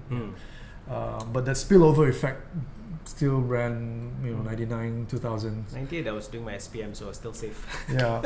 But when I started Scratchdisk in 2006, I made sure I had that ground, right? I joined BNI at that time, Business Network International, and I realized that this is a community that could support me in terms of running the business, in terms of prospecting, in terms of marketing and learning more. I think personal development was very important as well, being part of that organization. And a year after that, after I joined, I decided I'm going to quit my job and run Scratchdisk full time. Because my optimum time when I used to design and all that, my creative work is so always like from 11 p.m. to about 3 or 4 o'clock in the morning, right? The typical creative. So waking up at 5 to go for an event is out of question. I tried, I did a few, just went with a friend just to support him. But, so at that point, I already kind of not for me. But later, when I then joined other communities like Webcam KL and all that, gave me that insight on the power of that networking, the community. But I think Webcam for me wasn't so business. Webcam for me was a learning thing, right? I learned a lot about startups, learned about the technical aspects of stuff. Like we could learn about programming, we could learn about I think to me it was just meeting friends. UI, UX. Meeting friends who are kind of in the same industry. Because like I said, right, I don't come from the industry. I come from a totally different background. All my friends who I knew from university and all that, nobody was doing what I was doing. For me to even meet people in the same circle, same industry, I needed to attend events like this. So I also didn't have a business partner. It was just me alone. So I forced myself to attend all these programs. It was a good thing. I did have some good social skills. I was more of a social butterfly. So to me, to attend events and network with people, that was never an issue. You're a natural dude. It's like I had to learn a lot of things, right, to get better at it. Because now I meet a lot of people from the tech background. Just meeting people, attending events is so scary to kind of coach them to do it. A lot of them are very introverted. So maybe I was socially awkward. So maybe I was a bit fortunate that wasn't an issue for me. Just that I didn't have enough knowledge about this. So I was happy to learn, happy to meet people, happy to talk to people, network. Coming to KL, because I'm from up north, don't have roots here, right? So coming to KL, building my network, every contact I have now had to build from zero, right? Start from zero on my own. So building that and now having, contacts all the way up in the government, knowing friends in industries like really important, influential people, getting to know celebrities through social media. So everything you have to build on your own, and now that helps with what we do. I think networking is absolutely essential. So that's the power of community, which is why also I do this, because I knew that at some point, if I didn't have a community, I wouldn't have gotten anywhere. Because I didn't have that on my own, I didn't have that family connection or privilege to back me up. Which is why I run these communities now, because for those people now who also need the same kind of support, of course now there are more opportunities, more support, and there's so many more communities as well. I'm not the only one running the startup and SME community in KL, but I want to keep it going. And also, I think during COVID, a lot of those things went away. That's when people realized the importance of it. When those community events, programs, meetups, the coffee sessions, everything went away, then people realized, hey, before that, nobody gave a shit, right? Nobody really took it seriously. They thought, it's just anybody can do this. I think at some point people realized not anybody can do that. It's not easy. It's not easy to build a community. It's not easy to have a consistent monthly meetup. It's not easy to just bring 20 people together and sit in a coffee shop and talk about business is not easy, which is why some people charge a lot of money for it. So for those people who don't charge a lot of money or do it for free or purely voluntary basis, hats off to them, right? Not a lot of people are doing or even lasting until now. That is purely because of the passion, because you want to give back, you want to support the community.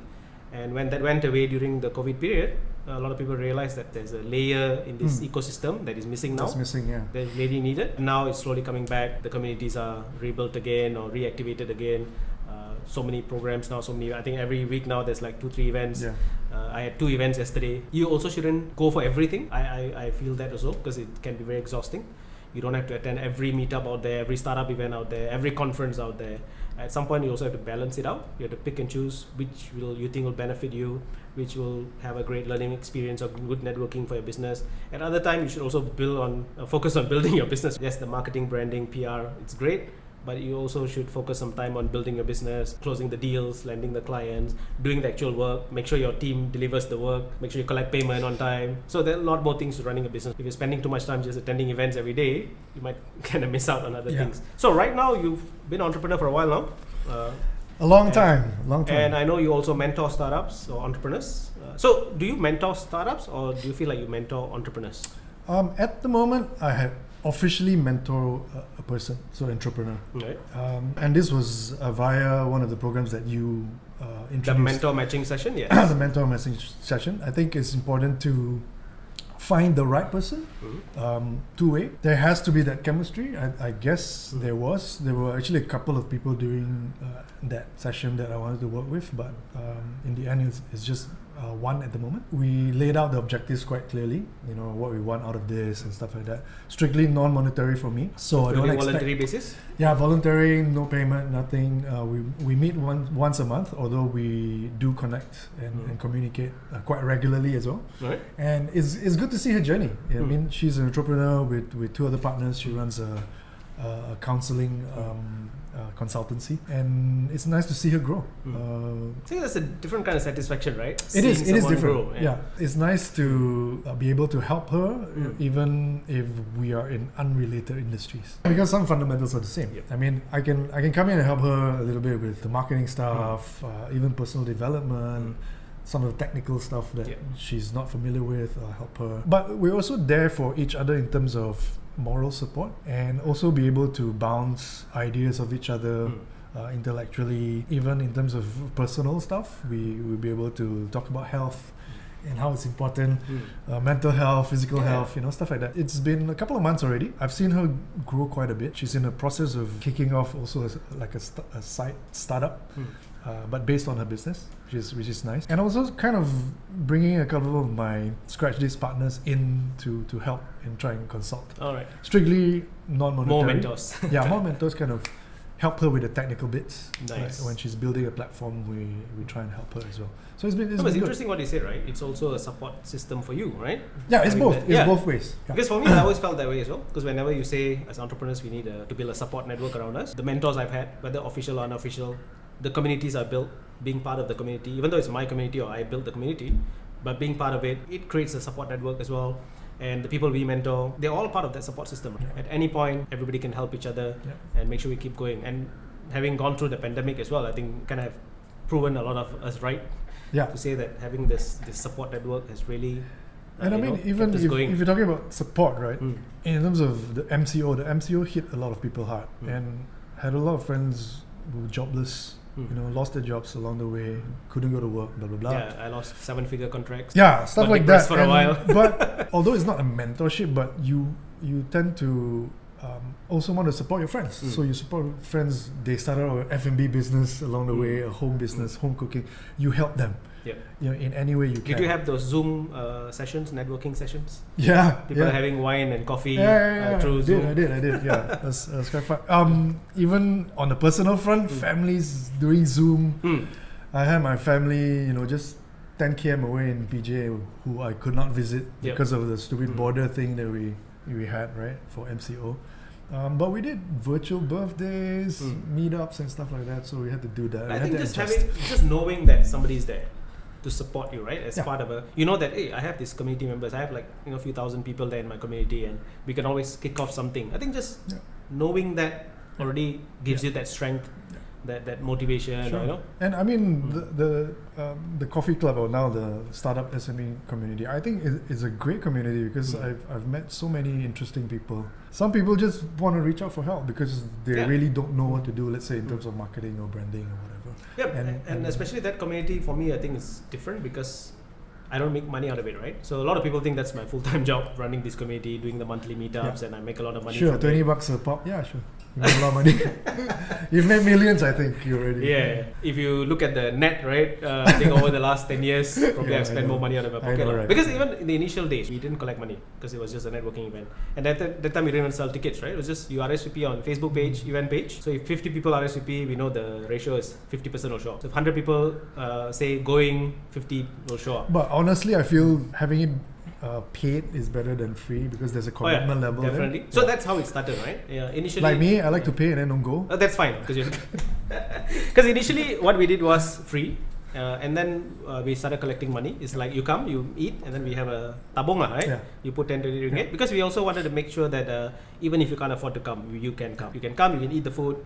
And then if you have money, contribute. If not, you can go off. To me personally, it just became a hassle because I don't know how many people are going to show up today. 50 people might show up, 20 people might show up. So if I order food for 50 people, it's tricky for I'm going to throw away all this food, right? I actually don't have a problem. If 50 people come, I buy food for 50 people and they all eat and go home, I'm very happy. Even though I have to spend money out of my pocket. Satisfied. But if I have to throw food for 30 people away, I will feel really pissed off. Not because I paid money, but because I have to throw away that food. Over the years, that's what made us started charging like ticket and all that. Initially we started with 10 ringgit, 20 ringgit. Then, we cover the food costs and all. After a while, we wanted to, make it better, more food. We want to give free flow drinks. Because now people attend our events, there's like free flow drinks, beverage, all kinds of different kind of beverages. We have hot drinks, cold drinks. We have food, we have buffet food. Now people wonder, hey, you're actually not charging much money. How can you give all this? We can. I mean, we can because it's a community initiative and we're not doing this for profit. The money we collect or in the sponsorship that we get, we are doing this so that we can do better events for you. And if this month we have extra money, hey, now for next month we have a bigger budget now, right? Now we can do free flow this, free flow that. We can get a bit better caterer. Because even to get a caterer, right, you need to have minimum like 50 packs. Yeah, sure. So if 20 people are going to show up, you can't get a caterer. They don't even bother to come. So you need to scale up the event. You want to make sure at least minimum you have 50 people every meetup. So you can now hire a caterer and engage them to come and set up a buffet for you. So it's all about scaling up the program, doing it better food, better content, better venue and things like that, bringing in partners together. Like now Work is one of our partners, AWS is one of our partners. For the next meetup, we have Antler and IP Genesis, our friend Lawrence. So they're all coming on board as sponsors as well to support the event. So it's great. So it's not just about everybody just coming to be part of the community, but even sponsoring it or supporting it financially.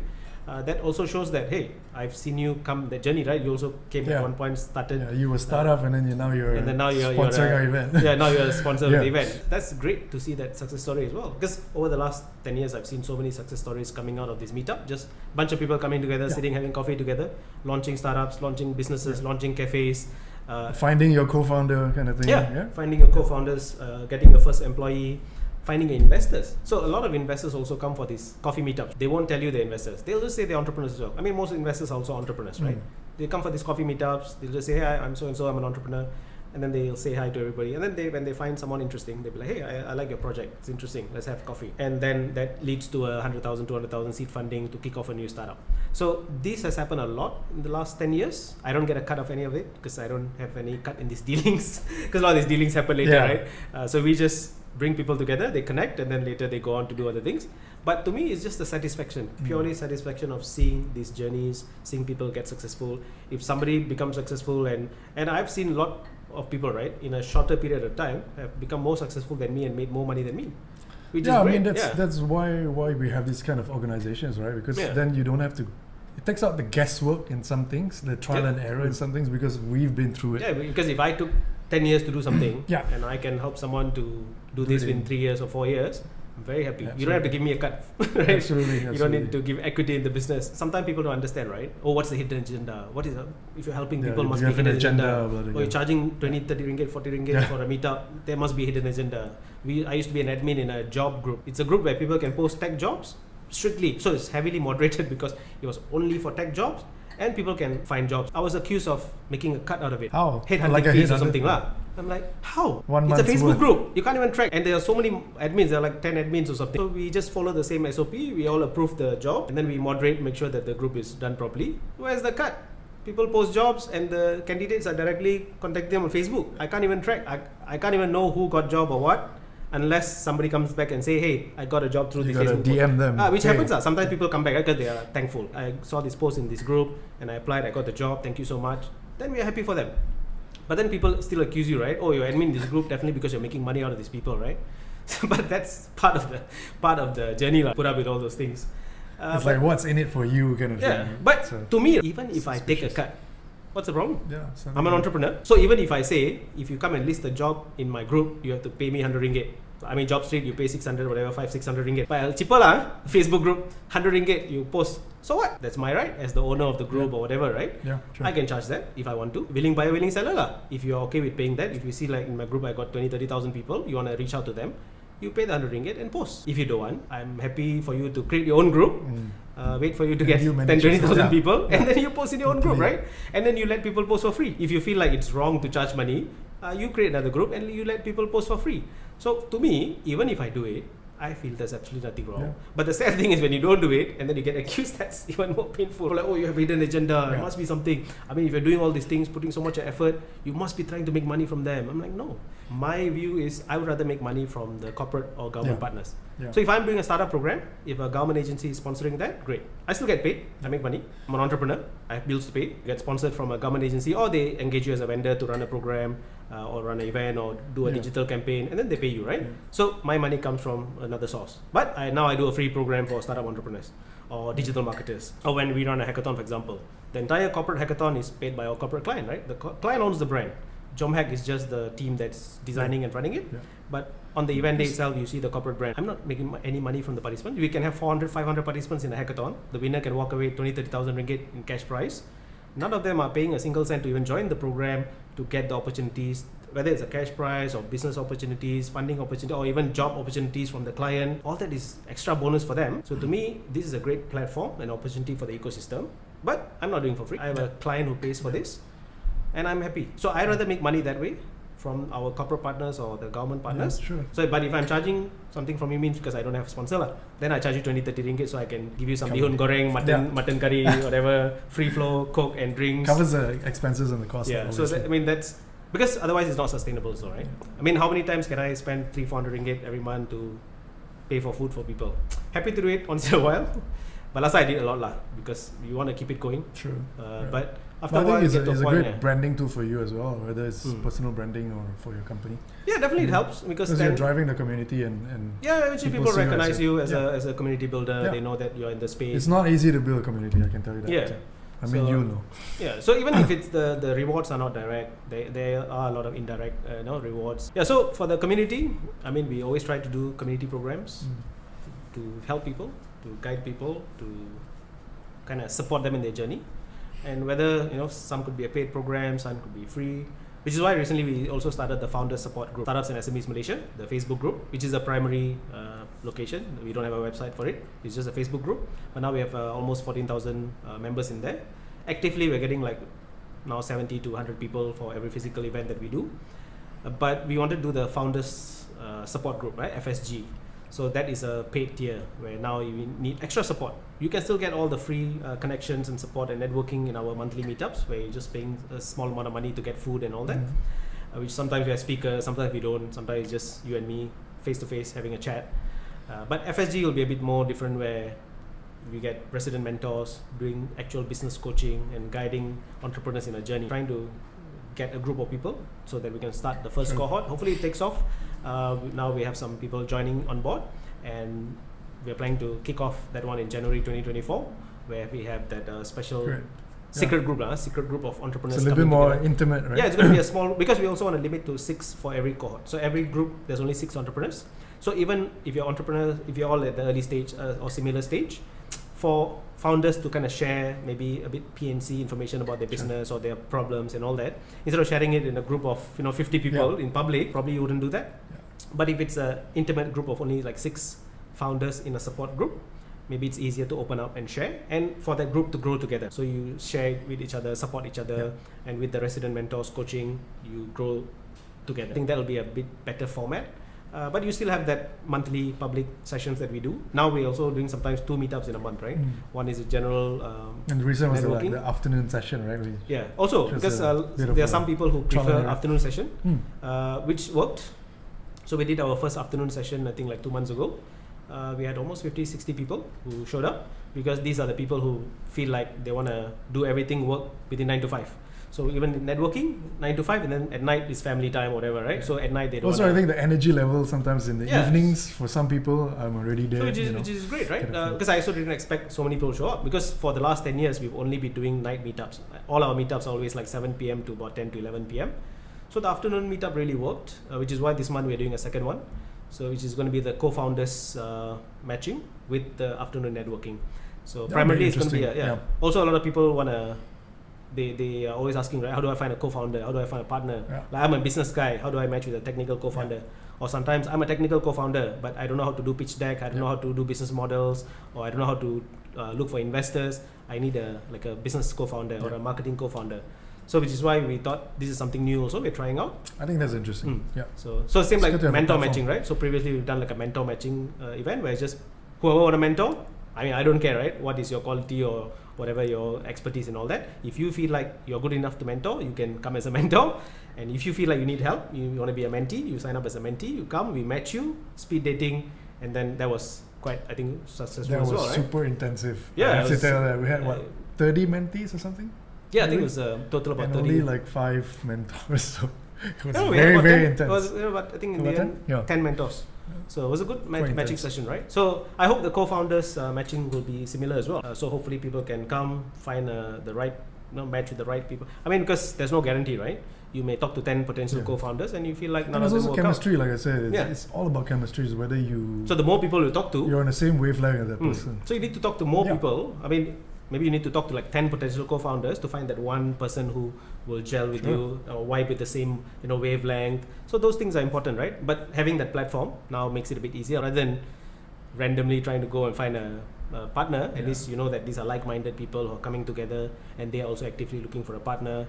So having that matching session, I think, will work. And if this is successful, we'll do more. So every month, this is what we're trying to do. One general networking session for everybody. Startup entrepreneurs, SME entrepreneurs. As long as you're interested in entrepreneurship, come join us, have coffee, have some noodles, bihun goreng.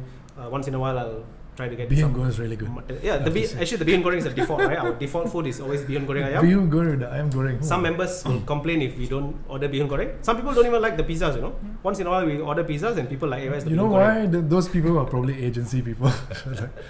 Pizzas mean you're staying late nights and doing, So the bihun goreng is more popular. But our last year in Patti, we had a full buffet with mutton curry and all that, which was also a popular hit.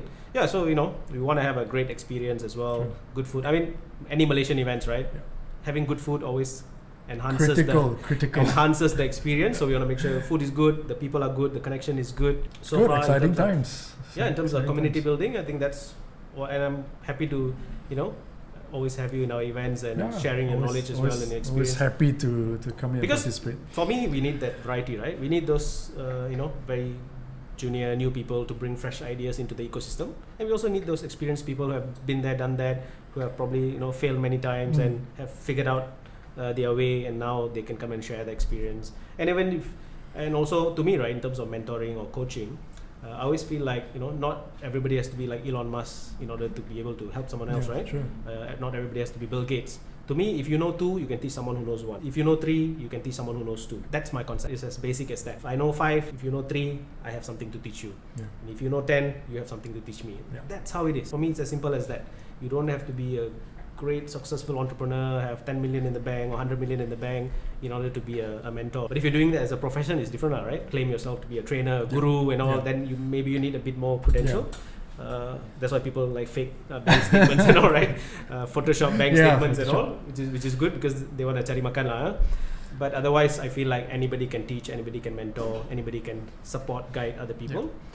It's just about peer-to-peer coaching and support where we build each other, right? Let's talk about internet scammers. Ooh. What is the most interesting internet scam have you seen in the last, let's say, 10 years? Well, I mean, it's personal experience, but not me, but a couple of friends who, even recently, was a scam via IG account being compromised and hacked, and then posting crypto stuff. I suspected immediately because this person doesn't post anything about crypto. She's a marketing person, so crypto is just really out of the blue and really unlike her. So I reached out to her on Twitter, told her that the account is possibly compromised. So you're the first person to inform her, right? And it took a bit of time for her to respond to me. It took a while, maybe 1-2 days. As I waited, this guy in this IG was still posting about crypto stuff, personal messaging me and saying, "Are you interested?" Blah blah blah. So I instantly knew this is not the person that I knew. I asked her if she was okay, and she said, "I can't log into my IG anymore." And I told her to please reach out to IG to try and get your account back. Yeah. I think about a week later, she got it back. So this is quite a popular scam, right? Some of my family members have kena also. I think my dad kena on Facebook or something last time. Somebody started messaging all his friends saying he's in Indonesia, lost his wallet, passport, money. Yeah. But he's back home. Then we had to reset the password. Then recently another family member also, WhatsApp got hijacked. But they didn't even message using the same WhatsApp number, right? They just hijacked the WhatsApp to get all the contacts. Right. So then after that they used another number. Even I got the message because I already knew that her WhatsApp got compromised. But that's a little bit easier to suspect because it's coming from a new number, right? But these are so transparent. Sometimes no, but the stories, right? They always like, "Oh, I'm traveling right now. Yeah. I'm in a different country. I lost my passport. I'm messaging you from my friend's number." So they always have a story, lah. FB Messenger. So that's quite a very popular one. Yeah. Actually, one of the most interesting scams I've seen, right, which has caused a lot of chaos to my clients. So it's the simplest scam ever, right? No hijack, no cracking, no hacking, nothing. All they do is they will send you an email, which is probably they're sending like millions of emails at the same time. Right? So email, not through social media. Just an email. Okay. So I think this one has been happening like probably more than 10 years. They send you an email saying, "Hey, we have hacked your webcam. We have captured some interesting thing or compromising thing that you are doing in front of your webcam. This is my Bitcoin account. So if you want us to delete all this or not post this on Facebook, send us like 2 Bitcoins or 3 Bitcoin. To me, it's a scam, right? So they probably don't have anything unless they can send you some samples. I think in some cases there were genuine cases where they've some scammers. Okay, so that's a different one. That's the one where people actually have live chats, then they record you doing some compromising thing. So that's another format as well. But this is something where out of the blue, where you have never done something, you've never done anything with anybody, you just randomly get an email, like a spam email saying that we have recorded your webcam. If you don't send us money. So that's obviously just a scam. Simple scam where they send, let's say you send to 1 million people. Even 10% believed in it. 100,000 people are going to send you like 2 Bitcoins each. It's as simple as that. But the funny part is sometimes I've had some clients, right, who panic. Maybe because they've done something in front of their webcams, right, compromising things. And then they feel like, shit, what if those things were recorded by a hacker? So they panic. Get them to send you 1 Bitcoin to clean that up. Maybe I should have scammed my clients. Then if you pay me money, I will fix this problem for you. Exactly. But yeah, I should tell them, right? No, it's just a scam. They're just trying to hustle money out of you. If they have recorded something, I'm sure they will at least send a blurred screenshot or something, right? Usually, but that would be the best. Because if I really have a video of you on your webcam doing something funny, I would easily just take a screenshot and send it to you to say that, hey, I have this. If you don't give me money, I will release this entire video on. Yeah, but I mean, there are gullible people out there who don't know better. So for me, that's the most interesting scam because it's so simple, yet it's so easy to make money. Out of the millions of people you send the email, a few percentage would have done something funny in front of their webcams, in front of their laptops. I'm sure. And they will panic and they will just send you money. The crypto is already like free money, magic money from the internet, and you get more magic money for free. The other one, which is I think a bit more damaging, is the one where people chat with you. Usually it's guys pretending to be women.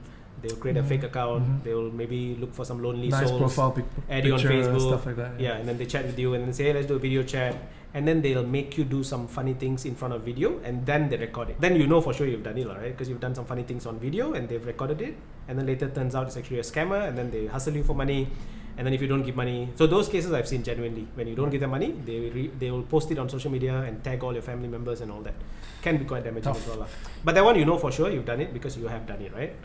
But if you randomly just get an email one day saying that, we recorded your webcam, chances are they didn't do it. You know, the other one is where it's about a job posting. They say I'm from TikTok, for instance, and we're looking for TikTok influencers. Is the popular one, or YouTube. Yeah. So I kena as well, my company. I don't know how they make money out of that. Yeah. So some of the scammers, they use all the SME companies, right? So they've I've also gotten messages from company using my own company name. Oh yeah. And at one point, because they were offering jobs to people, right? This was a job scam. So a lot of people started contacting me to verify whether is it a real job offer, because they used my logo. They even did their own name cards. So using my logo, they created a name card, nicely designed name card, which is sent on WhatsApp, saying that they are the HR person from my company, from Pixarworks, and they are offering you job. So there's a scam to it. So I'm quite happy that some of these young people are quite smart. So before they reply or send any details, they're actually verifying, right? So they're coming to my social media pages and they're emailing me and messaging me to check whether, hey, is this job true? So I had to tell them, no, it's a scam. So I had to put a public notice to say that, okay, there's a scam going on using our company name. So we are not hiring at the moment. We are not offering any jobs. But I think the popular one, the TikTok and the YouTube but one. But what happens? They actually pay you for doing a certain task. Right? I think the job one. There's two, right? One is their job offering you like a full-time job. So that one, I don't know. Maybe the scam is later they will ask you some money for processing, or maybe it's an overseas job. They ask you for money for visa processing. I think there's so many ways, right? You can scam for money. I think this one also YouTube, where they say you're an influencer, and then they want you to like certain, like farming for likes. Right. And first they'll give you some money. So this is how it works, right? They'll build your trust first. So they'll say, hey, go and like these pages. Then you go and like, then they'll bank in like 20 ringgit. Go like a few other pages or posts. So basically you feel like, okay, I'm getting paid for likes, right? I'm getting paid for from these farming likes. And then you do it 2-3 times, they'll build your trust, and then later they'll say, okay, you have to pay for certain things or deposit. Put a deposit in. That way you can make maybe higher payment. You get higher payments, different tier or something. Sure. People actually fall for that. So that's when the moment you transfer that big lump sum money, gone lah. Your money is gone forever. So many ways you can scam people on the internet. But some of them are, I mean, in context, in concept, they're very, very simple. Yep. And people still I think sometimes the simplest ones are the easiest ones people fall for. Because people are not present. We are scrolling all the time. We're doom scrolling, and then we'll just click without really looking, between the lines and. I think sometimes if the scam is too complex, right? It also allows people time to figure it out. It's too complex, you're trying to do a lot of things, and then you kind of figure, hey, it could be a scam. But if it's too simple, you feel like it's very straightforward, simple, it cannot be a scam. Cannot be a scam, Yeah, I think scammers also has evolved. They've evolved over the years, and I think they've been on the internet also 20-30 years. Because I've been seeing this for more than 20 years, right? The scams. I've been online since the 90s. So there's been so many scams since the early days until now. And some emails are still from 20 years ago. Those scams are still going around, really. I mean, why break it if it works, right? So they probably just repost the same copy and all that, just change a few words. I don't know how those things work, man. For me, I think I first got on the internet in like 93 maybe, with someone else's computer, of course. I didn't have my own computer at the time. Yeah, sounds about right. Yeah, 93. Floppy disk time, yeah. I started with a floppy disk. What's the other one? The big one, diskette, right? The black one. Yeah. So I started that era learning typing. So 93 is when I first got online on a friend's computer and all. I got my own PC when I was, I think, in Form 4. It's like 97, 98.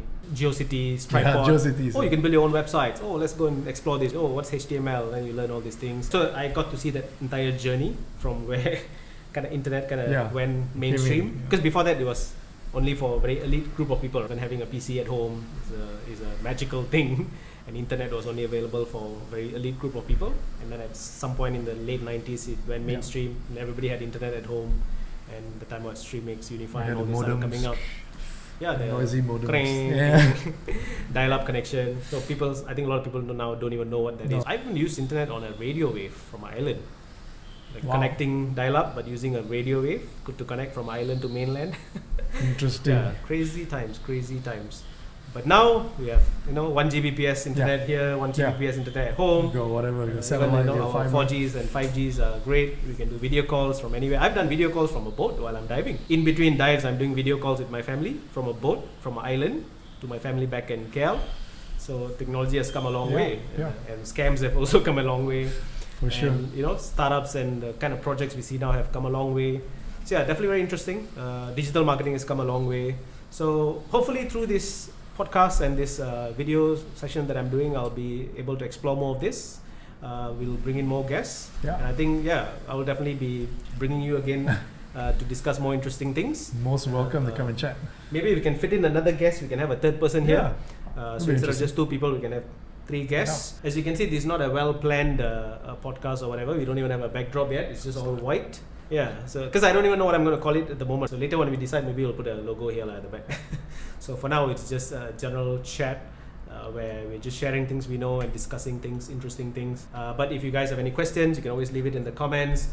If there's something a bit more specific that you want to learn from either myself or Vernon, you can always leave it in the comment. Primarily this video is going to be on YouTube, so yeah, leave a comment. It's going to be a new channel that we're creating, so do like, subscribe and share. What is the line? There's a line for it, right? Like, share, subscribe. Share, subscribe. So I need to learn that. Click the notification button. Oh, so yeah. that you know, you like, get, share and subscribe, you get notified. and click on the notification bell so you get notified. Yes. And of course, leave a comment to share your views as well on whatever we discussed today. Share your views on it, or if you have any thoughts or if you have any questions, just put in the comment and we'll try to get back to you, either in the comments itself or maybe in the next video. We'll try to address those things as well. So I think with that, we can wrap up this session. I'm hungry. Time to have lunch. We've been rambling for quite a bit, so yeah, time for lunch. So with that, I have to wrap this up, guys. So take care, and I'll see you again in another video.